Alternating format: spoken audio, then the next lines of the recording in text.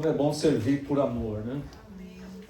É muito diferente de servirmos por obrigação. Muito diferente. Quando servimos por amor, tudo faz sentido para nós e tudo tem valor. Imagine você viver com uma pessoa por obrigação. Deve ser terrível, né? Viver com alguém por obrigação e não por amor. Por amor, muitas vezes é tão difícil. Imagina viver com alguém por obrigação. E viver com Cristo por amor é o melhor que tem para nós. Amém? É uma alegria muito grande.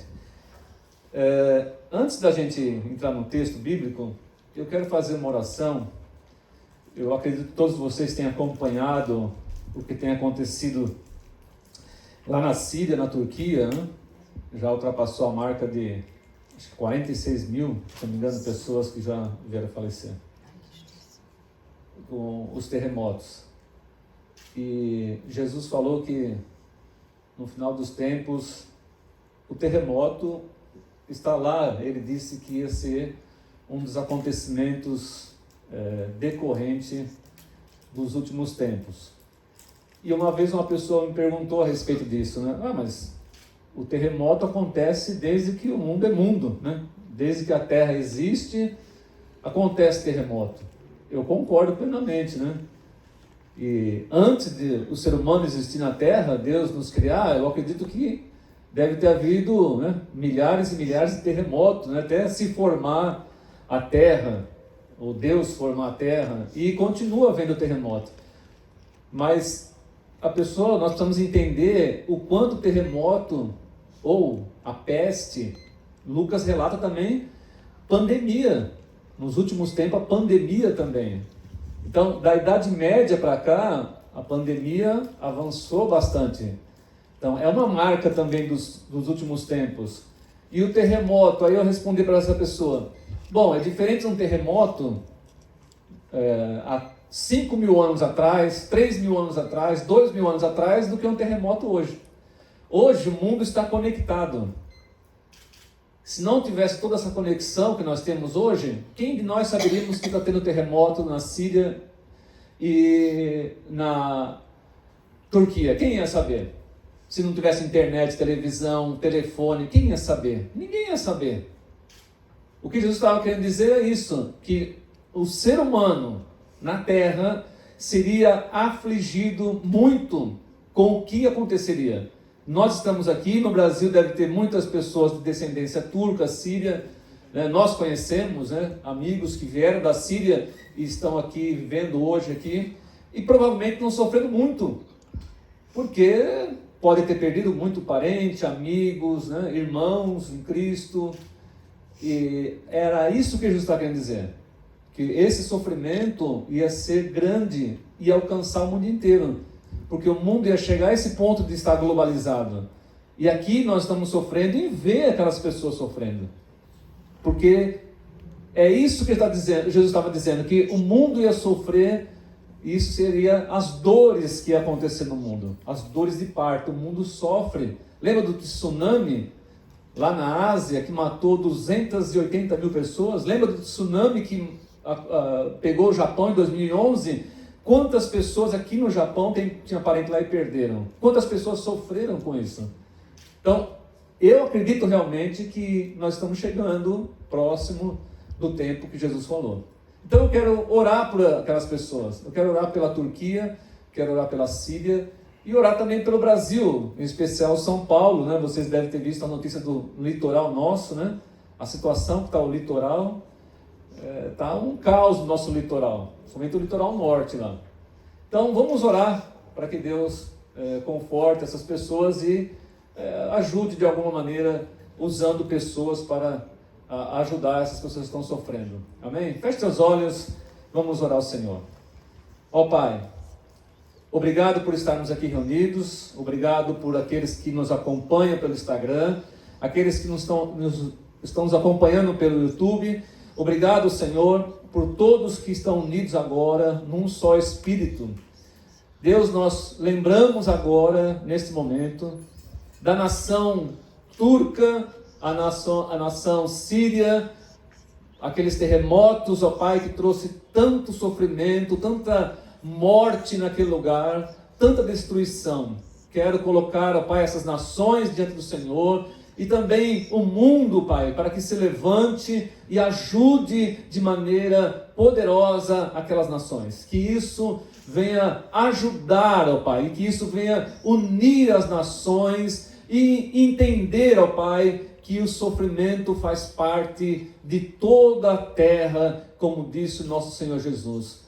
Quero orar, ó Deus, e colocar todas essas pessoas que estão sofrendo nas Tuas mãos, Senhor, porque eu sei que o Senhor é poderoso para confortar todas elas. Também aqui o nosso Brasil, em especial o nosso litoral em São Paulo, muitas pessoas estão sofrendo nesse momento, com muitas perdas. Que o Senhor também abençoe essas pessoas, levante outros para socorrê-las e ajudá-las nesse momento, em nome do Senhor Jesus. Amém. Irmãos queridos, nós estamos trabalhando esse mês de março e abril com o tema, fevereiro, né? Fevereiro e março, já está em março, né? Fevereiro e março com o tema Esperança Renovada. E o tema Esperança Renovada é o tema do mês inteiro. Hoje nós vamos falar da esperança na questão de nós vencermos o pecado. Esse é um assunto que muitas vezes não é agradável ao ser humano falar do pecado, mas a igreja tem uma responsabilidade muito grande com isso, de falar a respeito disso. E nós não fomos chamados para condenar ninguém. A igreja não foi chamada para condenar, a igreja não foi chamada para apontar o dedo a ninguém. O próprio Jesus disse, né, olha, tire o arco, o arqueiro, a trave que está nos teus olhos, antes de falar para o seu irmão que ele tem lá um cisco no olho. Então, antes de você achar o defeito em alguém, você olhe para você primeiro. Então, é uma reflexão pessoal da nossa vida que agrada a Deus ou desagrada a Deus. E falar do pecado é uma coisa que eu sei que geralmente o ser humano não gosta, né? É tocar num lado muito pessoal do ser humano, mas é importante. Nós precisamos ter consciência a respeito do pecado, porque se não falarmos sobre isso, as pessoas não vão se arrepender. E se elas não ouvirem sobre isso, o Espírito Santo também não vai trabalhar nessas pessoas para que convençam elas do pecado, da justiça e do juízo de Deus. Sem sombra de dúvida, a igreja precisa, e a igreja sempre pregou a respeito desse assunto tão delicado que é o pecado.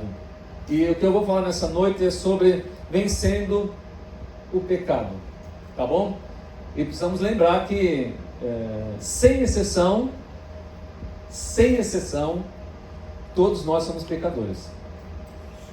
Ninguém, aos olhos de Deus, nem os cristãos, nem nós que um dia confessamos Jesus como nosso Senhor e Salvador, nem nós que nos batizamos, podemos dizer, eu não sou pecador, eu não peco. A diferença é que o cristão não peca, geralmente ele não peca voluntariamente. Outro dia eu fiz aqui até uma rápida analogia sobre isso, né? Você veio para cá, para Hope, de carro, a maioria falou sim, vim de carro. Você saiu da sua casa pensando, eu vou para Hope, mas eu quero bater no meu carro. Você não vai falar isso. O bater o carro, acontecer alguma coisa no caminho, é um acidente. Então o pecado para o cristão tem que ser um acidente, não uma prática pensada e preparada de antemão. Então, mas mesmo assim, nós somos pecadores. Pecadores, né? Como a irmã Natália falou aqui, nós somos nova criatura. O velho homem, a velha mulher ficou para trás, tudo se fez novo, mas o pecado ainda atenta contra nós, porque nós estamos aqui em carne, como o apóstolo Paulo diz. Eu quero usar o texto, se você puder abrir a sua Bíblia, o texto do Salmo 51, é um salmo bem conhecido, E nós vamos falar nessa noite e trazer ao nossa reflexão o pecado de Davi. Porque Davi, segundo a Bíblia, é um homem segundo o coração de Deus. Coisa, né? Davi, um homem segundo o coração de Deus. Eu não sei como que as pessoas entendem isso, né? O que é um homem segundo o coração de Deus, né? Bom, na verdade, Davi era um homem que tinha prazer na lei de Deus. Isso está na Bíblia. Davi tinha temor a Deus. Está na Bíblia. Davi amava Deus. Isso está na Bíblia. Mas isso não fez Davi um homem santo que não pudesse pecar.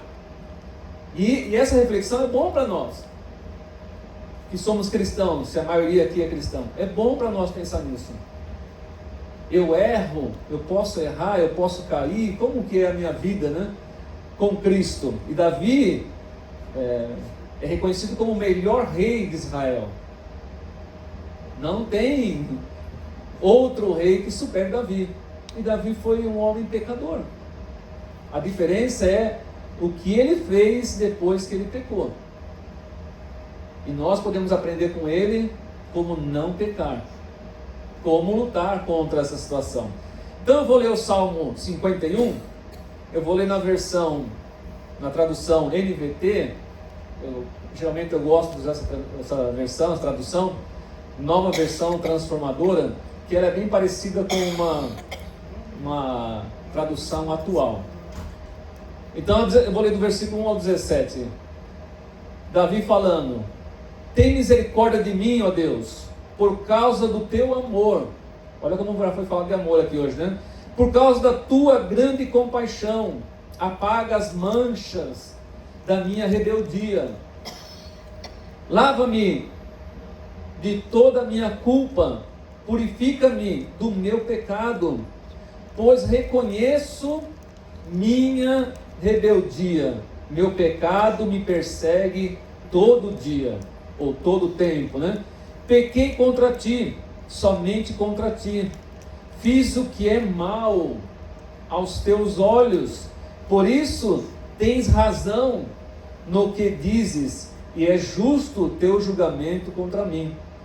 Pois sou pecador desde que nasci. Sim, desde que minha mãe me concebeu. Tu, porém, desejas a verdade no íntimo, e no coração me mostras a sabedoria. Purifica-me de minha impureza, e ficarei limpo. Lava-me, e ficarei mais branco que a neve. Devolve-me a alegria e a felicidade. Tu que me quebraste, agora permite que eu exulte ou me alegre outra vez. Não continues a olhar para os meus pecados. Remove as manchas de minha culpa. Cria em mim, ó Deus, um coração puro. Renova dentro de mim um espírito firme. Não me expulses da tua presença, e não retires de mim o teu Santo Espírito. Restaura em mim a alegria da tua salvação, e torna-me disposto a te obedecer. Então ensinarei teus caminhos aos rebeldes, e eles voltarão a ti. Perdoa-me por ter derramado sangue, ó Deus de minha salvação. Então com alegria anunciarei tua justiça. Abre meus lábios, Senhor, para que a minha boca te louve. Tu não desejas sacrifícios, do contrário, eu os ofereceria. Também não queres holocaustos. Sacrifícios que desejas é um espírito quebrantado. Não rejeitarás um coração humilde e arrependido. Aleluia. Obrigado, Senhor, mais uma vez, por termos nessa noite a liberdade de falar da tua palavra.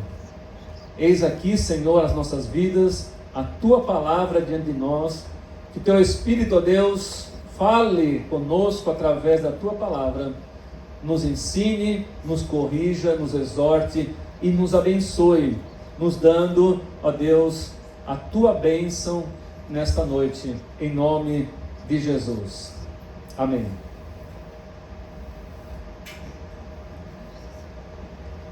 O apóstolo João disse o seguinte, voltando a nós, né? Quando o apóstolo João escreveu a sua carta, na sua primeira carta, ele estava escrevendo para os cristãos. Ele falou assim, ó, se dissermos que não temos cometido pecado, se dissermos que não temos cometido, ó, eu cometi um pecado aqui, um pecadinho ali, um pecadão lá, um pecado... Se dissermos, eu não peco, nós fazemos Deus mentiroso, não é nós, é Deus, porque Deus disse que todos são pecadores. E também disse que o salário do pecado é a morte.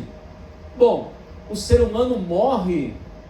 É claro que ele não estava falando no sentido físico, porque ele estava querendo dizer no sentido espiritual. Mas tanto espiritual como físico, o pecado leva à tragédia, seja ele qual for. Qual é o menor pecado, né? As pessoas falam, tem pecadinho, pecadão. Bom, tudo é mal aos olhos de Deus, no sentido de pecado. Por isso que as pessoas não gostam que falam. Então, tem pecadinho, pecadão? O que nós entendemos há pecados que têm uma destruição pequena, mas há pecados que têm destruição terrível.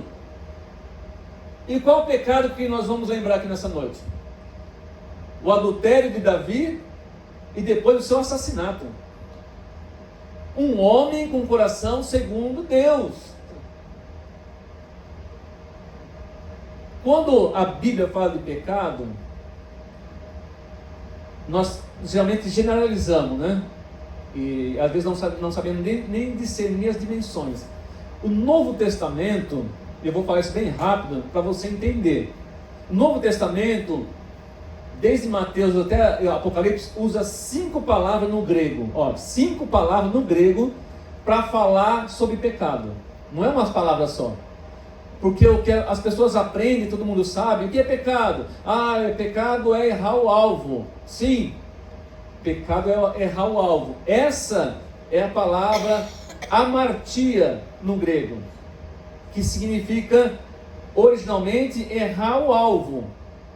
Então, portanto, cada pecado, nessa palavra amartia no grego, errar o alvo, é não fazer o que deveria ter sido feito.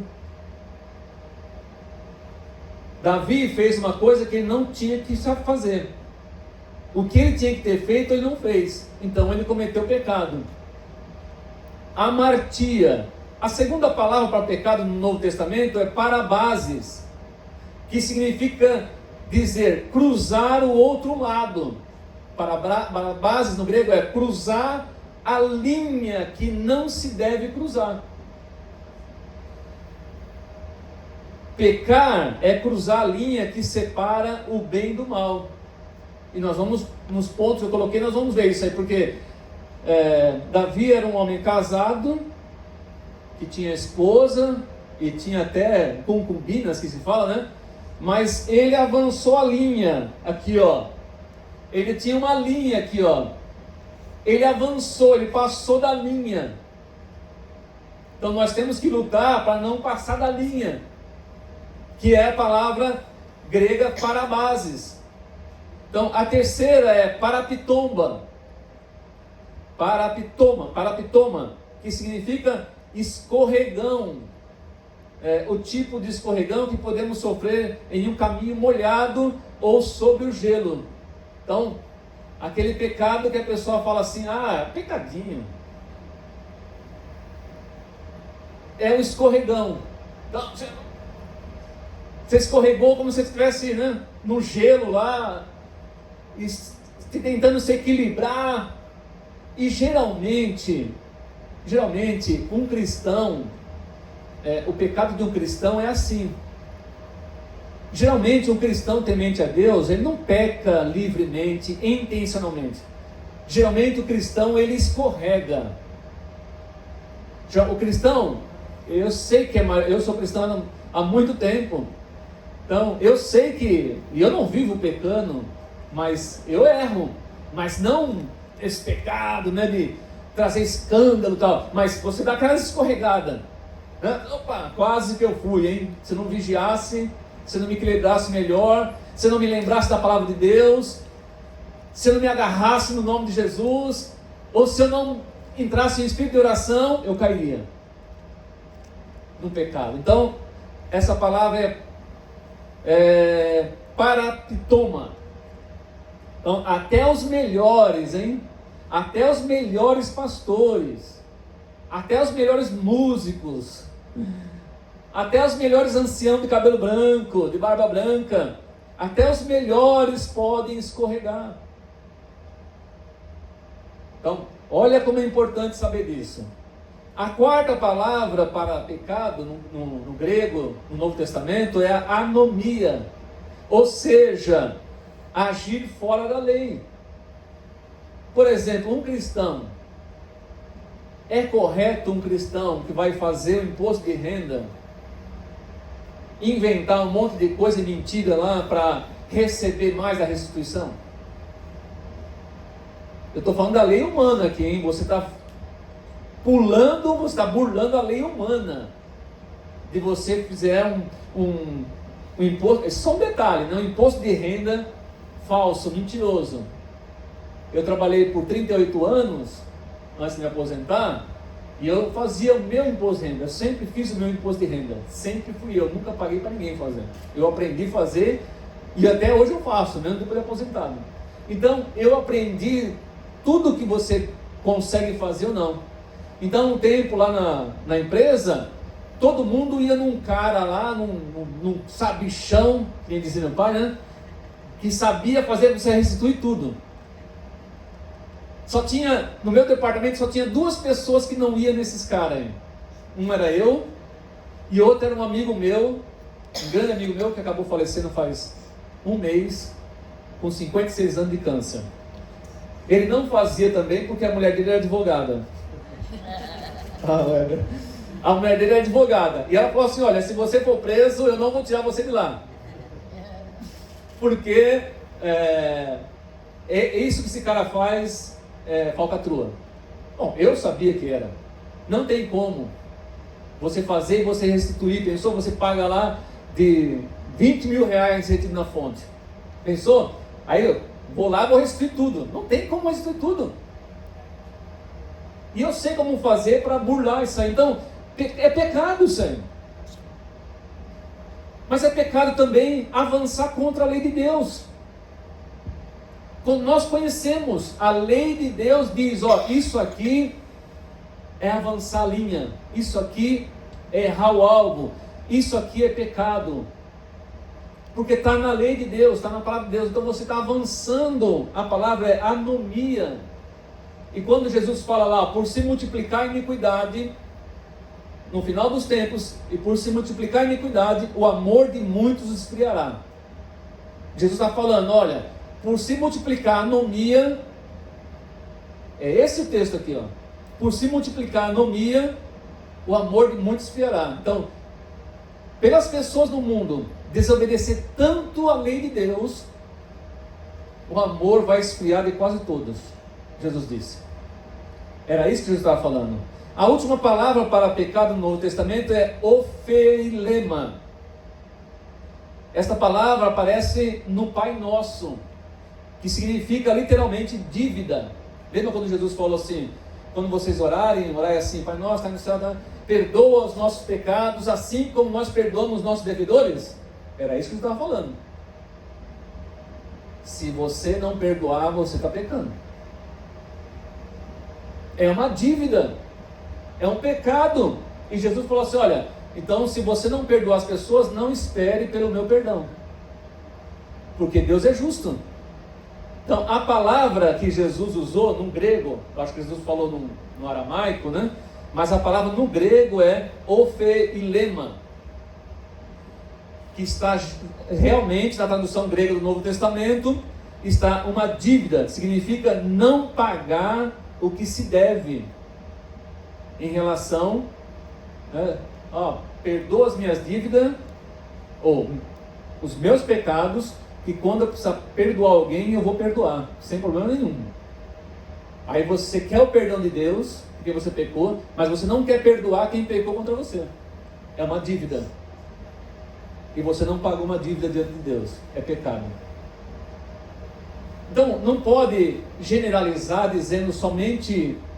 Porque na língua grega, não é como a nossa, né? Por exemplo, na língua grega, né? Eu amo o irmão Fábio. Mas como é que você ama o irmão Fábio?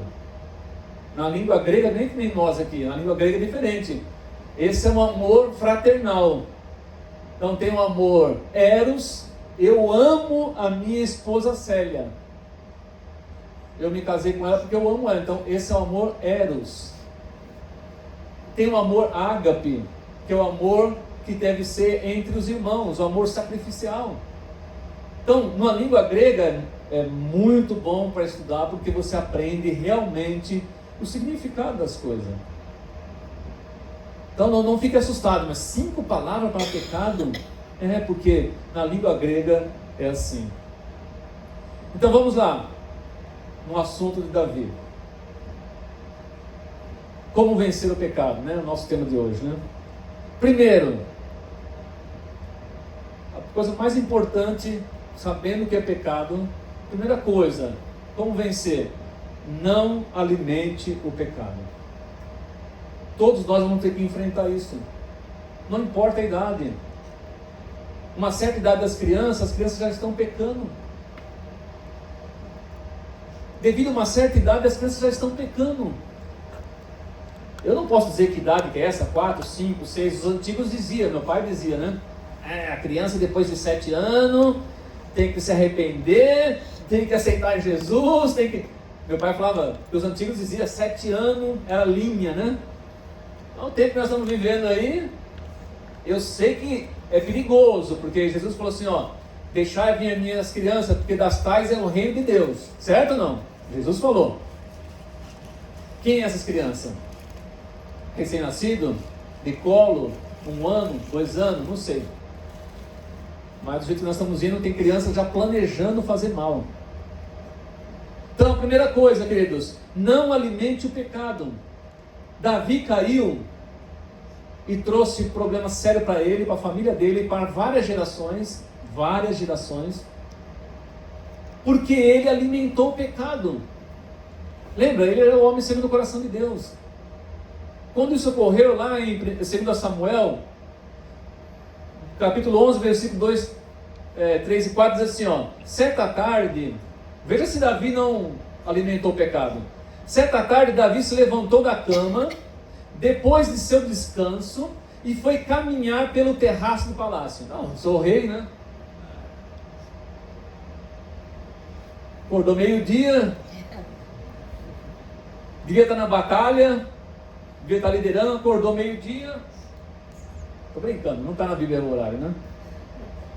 Mas ele acordou e foi passear no palácio dele. Foi dar uma voltinha lá, olhar o que estava acontecendo, né? Foi caminhar, enquanto olhava do terraço, reparou uma mulher bonita, tomando banho. Vai saber onde, né? Davi, olha, ele podia parar por aqui, queridos. Qual é o homem que nunca viu uma mulher bonita por aí? Qual é a mulher que nunca viu um homem bonito por aí? Está cheio de mulher bonita, está cheio de homem bonito, está cheio de jovens bonitas. Nós podemos até olhar, contemplar a nossa mente, né? E Jesus falou, se você desejar, olha como é sério o assunto, queridos.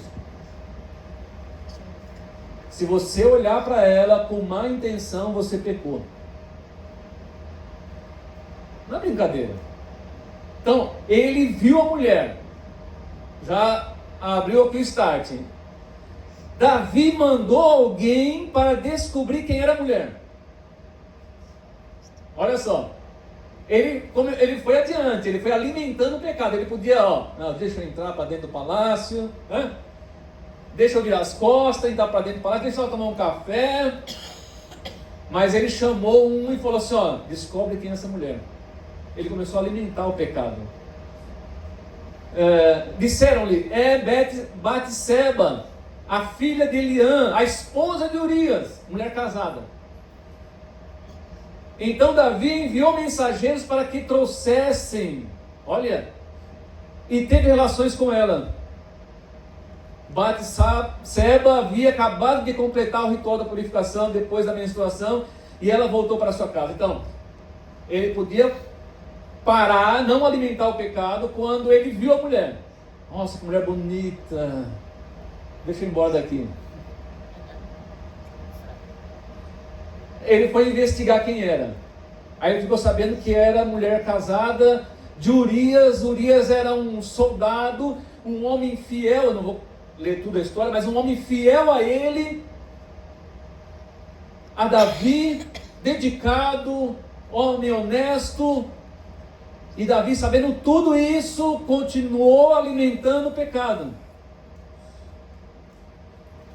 Então, se você alimentar o pecado, não alimente o pecado. Não engorde ele. Porque tentação, presta atenção, tentação não é pecado, hein? Ah, eu fui tentado, eu vi, acabou caindo na minha mão. Eu lembro até hoje, eu gosto de me colocar na situação para as pessoas saberem que eu sou normal. Eu estava na faculdade e eu fiz design. E um dia nós estávamos lá reunidos, um monte de gente assim e tal, e as pessoas sabiam que eu era crente, não era pastor ainda, mas era cristão. Então, um colega meu me chamou, Elias, vem cá. Aí eu corri lá assim, o cara abriu um livro, e era livro de mulheres posando, não estava nuas, mas posando de roupas íntimas lá e tal. A hora que eu vi aquilo lá, eu falei para ele assim, é pegadinha isso, né? Aí todo mundo começou a dar risada. Por quê? O crente olhando, né? Eu não planejei aquilo. E eu não tenho vergonha de dizer. Eu até cheguei em casa naquele dia e falei para a Célia, fizeram uma pegadinha comigo, porque sabiam que eu era crente. Mas aquilo nunca me afetou, porque olhar uma tentação, mas isso não é pecado. Pecado é você avançar, é você alimentar aquilo e continuar até você cair. Aqui Davi já caiu. Aqui ele já cometeu um pecado que vai trazer um desastre terrível para a sua família. Então todos, sem exceção, estão sujeitos a errar. Até Davi. Mas o erro poderia ter sido evitado quando nós estamos conscientes de quem é Deus, do seu amor por nós, que nós cantamos aqui, da sua justiça. Nós estamos conscientes disso. Nós devemos lutar contra isso aí. Então, Salmo 51 é a confissão, o arrependimento de Davi e um dos salmos mais impactantes da Bíblia. Mas sabemos que ele poderia ter evitado esse pecado, porque o texto nos diz que ele poderia ter evitado. Então, se nós não controlarmos o pecado, o pecado vai nos controlar. Então, primeiro, não alimente o pecado, seja ele qual for. Eu sei que tem gente que gosta de comprar, né? Comprar, é consumista daqueles, né? Isso traz até para dentro da família confusão, guerra, e a gente vê que as pessoas não conseguem se controlar e compram o que não precisa e depois está tudo endividado, aí traz prejuízo financeiro para a família, para casa, não paga outras contas, porque a pessoa fica alimentando aquele desejo doentio e às vezes até pecador, errar contra a família, né? Segundo, veja o pecado. Você quer vencer o pecado? Você precisa vencer o pecado, eu também. Não alimente. Segundo, veja o pecado como Deus vê. É por isso que o ser humano não gosta que toque nesse assunto. Nós precisamos ver o pecado como Deus vê o pecado. Como Deus vê o pecado? Se nós vemos o pecado como Deus vê, nós vamos falar assim, eu não posso ir adiante. Eu não posso cometer pecado. Eu vou trazer problema para o meu casamento. Eu vou trazer problema para a igreja. Eu vou trazer problema para a minha família. Eu vou trazer problema para outras famílias, outras pessoas, porque há pecado que atinge só uma pessoa, 2, 3 pessoas. mas tem pecado que atinge a família inteira, e família inteira fica destruída por causa do pecado. Então, veja o pecado como Deus vê, e Davi viu, depois que errou, né? Mas ele sabia. No texto que nós lemos, no Salmo 51, versículo 4, diz assim, ó, pequei contra ti, somente contra ti, fiz o que é mal aos teus olhos. O que é pecado, querido? Se alguém perguntar a você o que é pecado, é um mal aos olhos, é todo mal aos olhos de Deus. Não precisa só pensar nas 5 palavras do grego, né? Mas pensa, é todo mal aos olhos, tudo que é mal aos olhos de Deus. Então Davi viu, eu fiz o que é mal aos teus olhos. Davi viu que pecado, ele viu o pecado como Deus vê. Deus vê o pecado como mal. Mal para mim, mal para nós, mal para a sua família, mal para a sociedade, mal para a igreja. Eu poderia dar vários exemplos para você aqui, de situações que você não imaginaria. Ah, isso aqui é errado fazer isso aqui.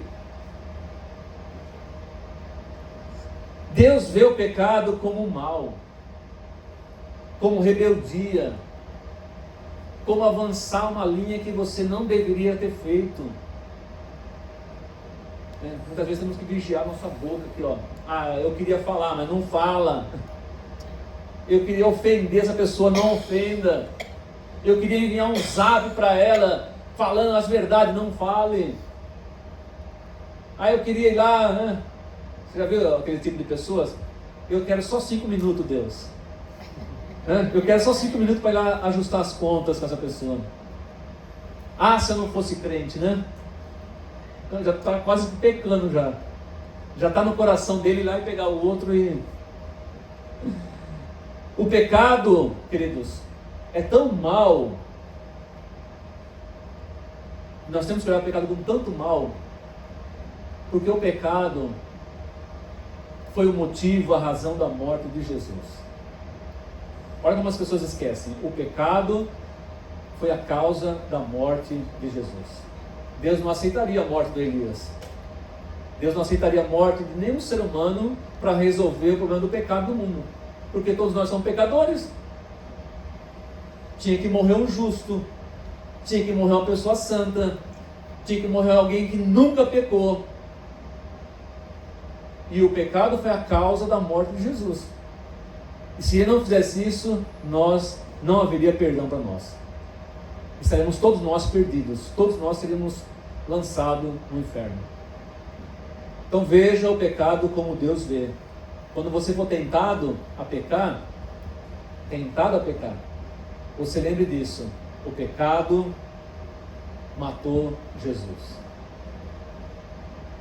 Terceiro, como vencer o pecado? Você pecou? Você precisa vencer o pecado. Se arrependa. Porque se não se arrepender, você vai ficar com ele nas costas. Você vai ficar carregando ele. Está sob a sua responsabilidade. Se você não querer se livrar dele, está lá. Ah, está pregando, mas o pecado está nas suas costas. Está cantando, o pecado está nas suas costas, não está na sua conta ainda. Ah, está evangelizando lá na rua, está no YouTube pregando, mas não se arrependeu ainda? Não reconheceu o que fez? Não tem como andar com Deus desse jeito. Não tem como esconder nada de Deus. E a Bíblia diz claramente: Deus não será zombado. Como é difícil, né? Entender, né? Aceitar também, Deus não será zombado. Paulo falou em Gálatas. Olha o que Davi disse no Salmo 51 que nós lemos. Não, se arrependa. Davi disse: cria em mim, ó Deus, um coração puro. Olha o homem arrependido. Meu coração está manchado. Meu coração está perverso. Cria em mim um coração puro. Renova dentro de mim um espírito firme, para que eu não caia de novo.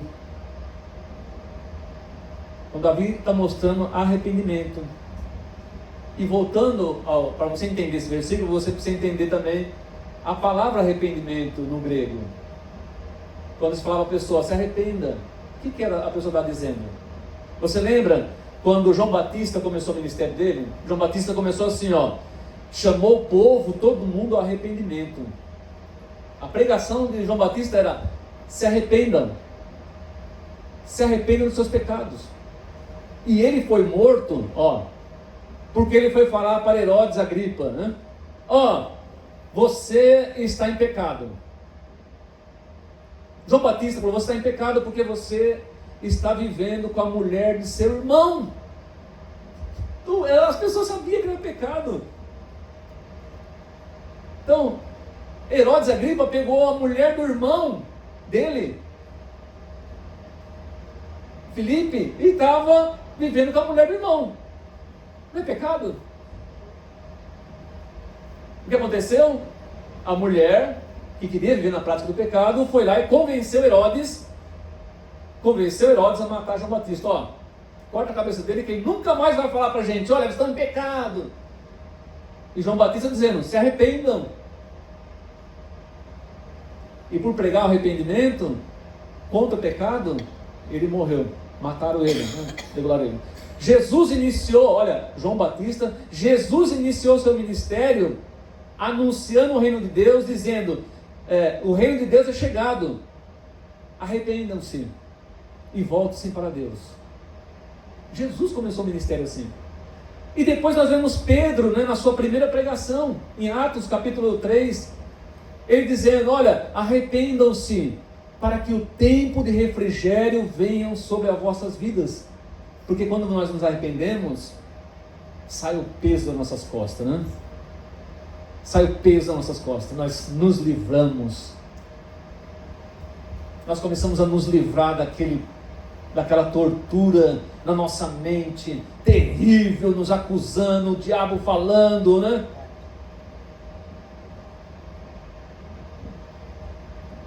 E por último, da nossa reflexão essa noite: confesse e abandone o pecado. Então, primeiro, não alimente o pecado. Olhe o pecado como Deus olha. O pecado é mau, seja de qual for. Não, só se eu fizer, né? Só se eu roubar, só se eu matar. Olhe o pecado como Deus vê. Se arrependa. Se arrependa. E por último, confesse e abandone. Que peso sai das costas, né? Davi diz assim, no Salmo 51 que nós lemos, versículo 14 e 15: perdoa-me por ter derramado sangue, ó Deus. Porque Davi foi além. Lembra da linha? Ele atravessou a linha quando soube que era uma mulher casada. Passou a linha mais ainda quando soube que era mulher de Urias. Mais ainda. E foi longe demais quando falou assim: eu preciso matar Urias para ficar com a mulher dele. Olha onde o pecado leva o ser humano, né? Aí Davi confessa: perdoa-me por ter derramado sangue. O sangue de Urias estava nas mãos dele. Ele chamou Joabe e falou assim: olha, eu preciso me livrar, essas são minhas palavras, a Bíblia não está desse jeito, mas eu preciso me livrar de Urias. Põe ele na frente de batalha. Ela põe o primeiro lá na frente, Coitado de Urias, né? Sem saber de nada, foi colocado na frente da batalha, primeiro pelotão, na primeira batalha morreu. E Davi, e aí, Urias morreu? Morreu. Manda chamar a mulher dele lá, que ela é minha agora. Irmão, isso é terrível, queridos. Isso é terrível. Até o dia que o profeta foi lá. Porque um homem de Deus não pode ter medo. E eu não tenho medo de pregar contra o pecado. Um homem de Deus não pode ter medo. Se eu tivesse alguma mancha, alguma coisa no meu coração, provavelmente não teria capacidade de pregar sobre esse assunto hoje. Quando Natan foi falar com Davi, olha o perigo, né? Seria um perigo Natan chegar para Davi e falar, afrontar Davi, porque Davi poderia mandar matar ele, tranquilamente, num piscar de olhos,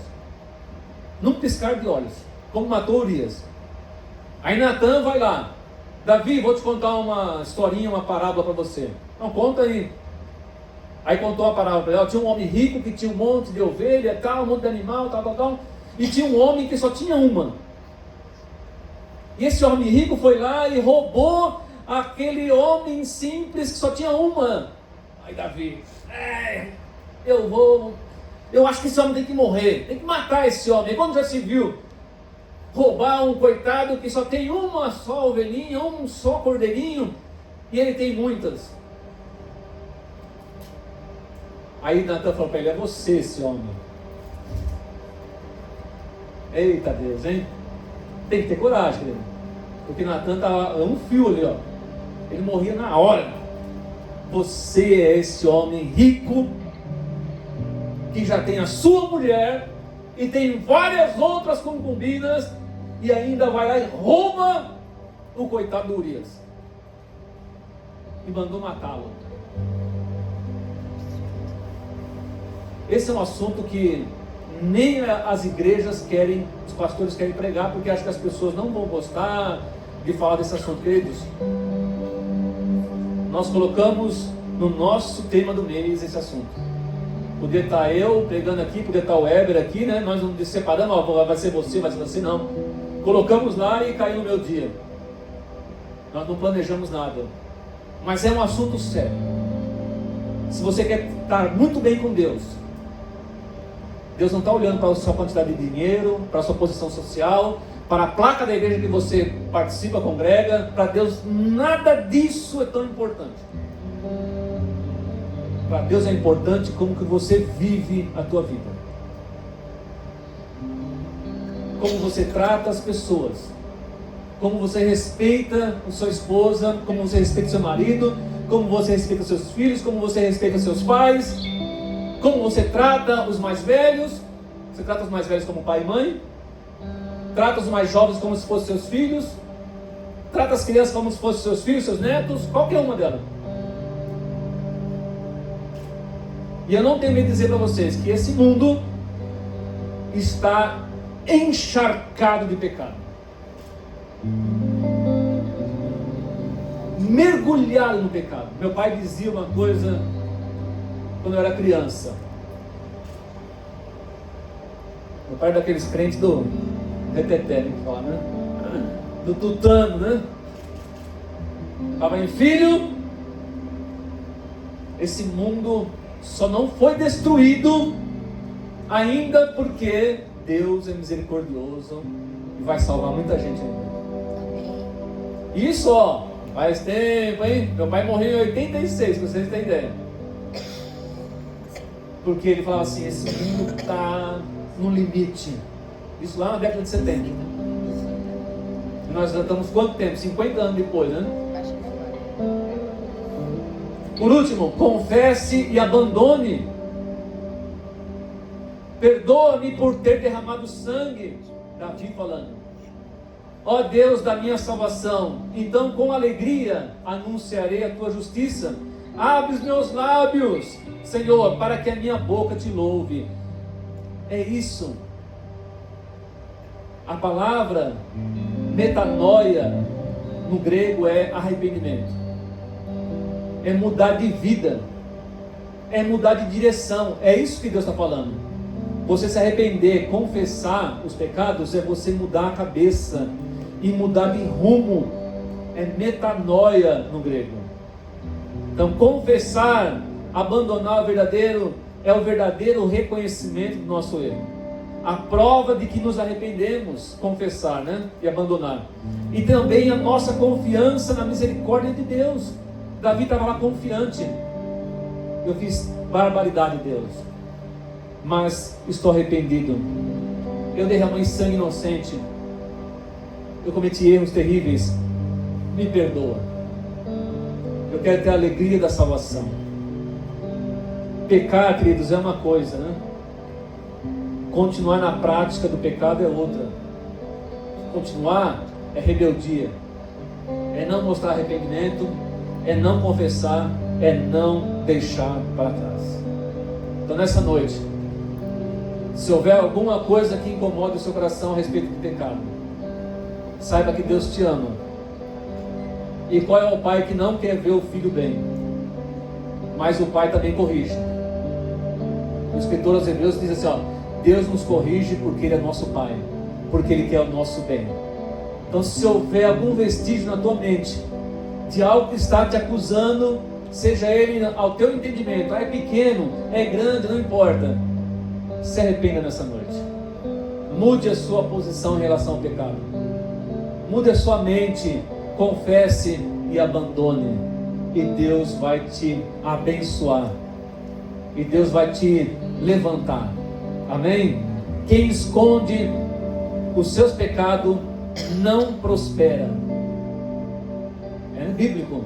Mas quem confessa e abandona alcança misericórdia. Vamos ficar em pé? Vamos orar? Feche teus olhos. Fale com Deus a respeito da sua vida. Se há algo que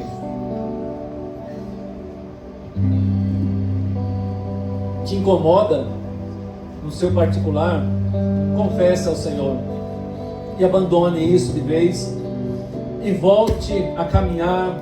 Deus vai colocar um novo cântico nos teus lábios. Deus vai te colocar num lugar para você adorá-lo, glorificá-lo, porque é isso que Deus quer para a nossa vida. Obrigado, Senhor, pela tua palavra, que é tão maravilhosa, que também nos corrige, porque o Senhor nos ama. É uma palavra de encorajamento, é uma palavra de libertação, é uma palavra de restauração dos nossos relacionamentos com o Senhor. Eu oro, Pai, por todos que aqui estão, aqueles que estão nos acompanhando nas redes sociais, que o Senhor abençoe esse homem, essa mulher, esse jovem, que nesse momento, ó Deus, confessa o pecado, está arrependido e está comprometido a deixar tudo para trás para continuar andando com o Senhor.